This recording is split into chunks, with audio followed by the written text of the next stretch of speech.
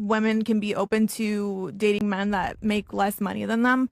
I mean, I've done that. I'm not saying there's anything wrong about it, but I'm just saying that It doesn't work. It doesn't work. I mean, that's a reality. And so your women are limited. The amount of men that make whatever the bracket is that's above us, whatever. 6 figures. Yeah, but I mean, maybe like more than, like a good range in the 6-figure. But what if a woman's making 6 figures and the man's making 80,000? There's not that much of a differential there. To me, it is a difference because I mean, we can try. I'm not saying I'm opposed to it. Most women agree with her. Like if you were to survey the majority of women throughout any culture, they're going to agree with her. They want a man who makes more than them. And so that's where Richard Reeves wrote the best book about this, basically going over the fact that because the education system, bachelor degrees, back in 1974, it was women were, it's like 14% below men. So 86% of women to 100% of men. And now in 2019, we're in the opposite direction. Women are 15 percentage points more likely to get a bachelor's degree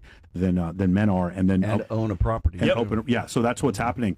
And so because of that, you have these men, this great. That's who I mainly speak to. That's my audience. As I'm speaking to men who feel invisible. I'm speaking to men who the world has passed by, and we just keep forgetting that they exist. Women almost entirely forget they exist because when you ask them questions about men who are douchebags or men who are cheat, I remember I was on Saucecast one time, and this one girl says, "I can't date in Miami because all these guys care about is their Bugatti," and I'm like, there probably aren't even 20 Bugattis in the fucking city.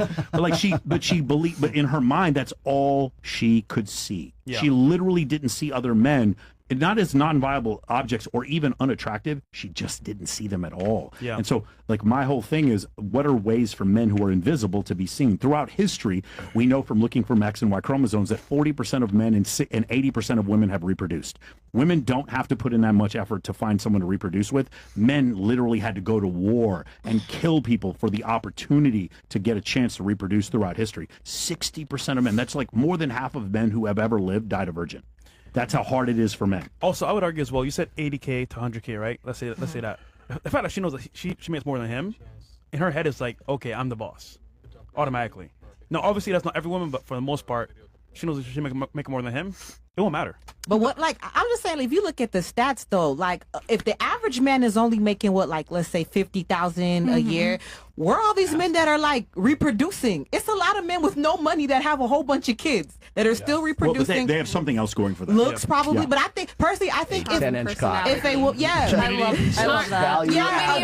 I disagree. I can say if a guy meets a woman's physical attraction to the T, I don't think it matters how much money he makes. Honestly, I don't think. Okay, so I think that yes, that's a theory. Like that's what we want. That's how we want it to be. But I think ultimately, like you're saying that for women, it will matter. They'll feel a certain way. Men will feel a certain way too. Like men will feel like both ways. They won't feel like the dominant partner. And I mean, and I don't know if that's just me being traditional, but like I do. Is around $50,000 to $60,000. Right. Yeah, so but all these men are procreating. They're having children. They're getting sex. They're getting women. To be fair, they're not. They're actually not. Yeah. Like, we're at the lowest birth rate and lowest marriage rate in recorded history. So I don't. Also, keep in mind. Let's say they were having a lot of kids. That what you're saying, they don't stay together.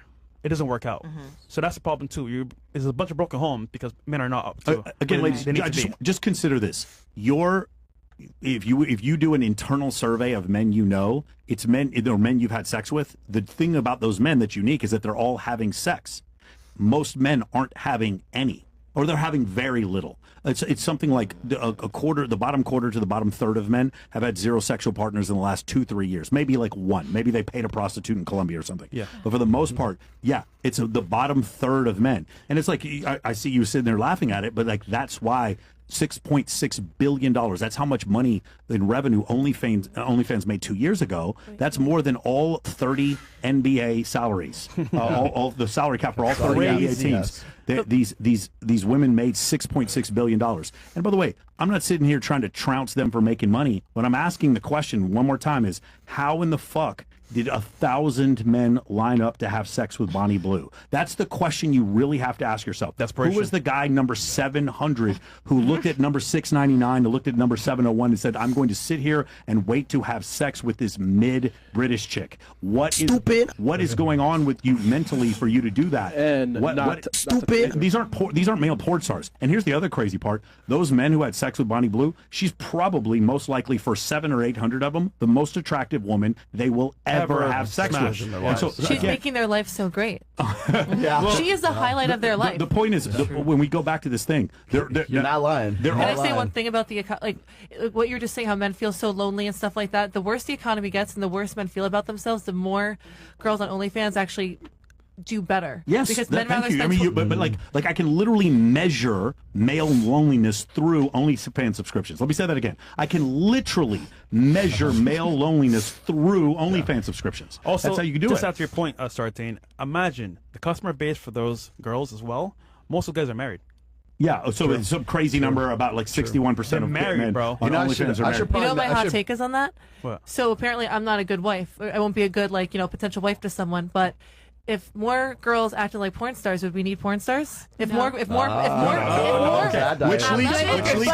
leads me to my next point. I see what you're doing. If more women fuck their husbands, they wouldn't have to go jerk off to me. Agreed, but here's Good point. Here's the next. Women need to do their role. Here's the next part. Ready? Yeah. The next part is the AI influencer. Right now, we can tell when we see the AI influencer. She doesn't quite look real, but she's really close. 7 fingers. We're going to get to a point where the AI influencer is at least like a mid-tier influencer. Like she makes mid-tier money, and some of them probably make a lot of money. When we get to that point, every girl below the AI influencer on the money-making scale is out of a job. I would expect in the next 5 years to see strip clubs packed again, especially if Trump passed the law where they don't tax tips anymore. I would expect you're going to see what's going to happen is the girls at the top will still make money, but the